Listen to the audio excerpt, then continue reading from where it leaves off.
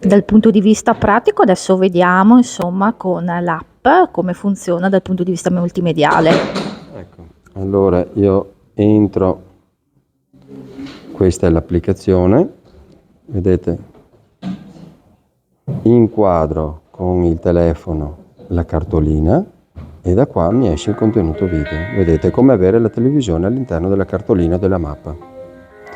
Se sposto il video continua a vedersi. Questa è la versione in inglese.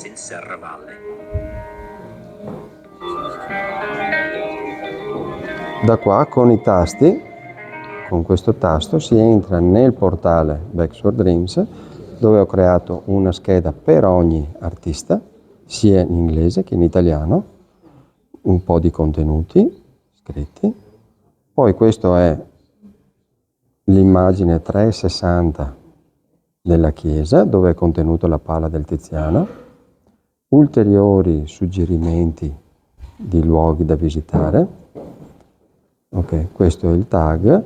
Le informazioni per poter raggiungere con Google il luogo, il video breve che viene riproposto e il video lungo di approfondimento.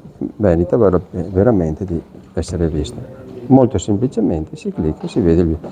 Quindi qualcosa di molto semplice, tecnico, facilissimo da raggiungere.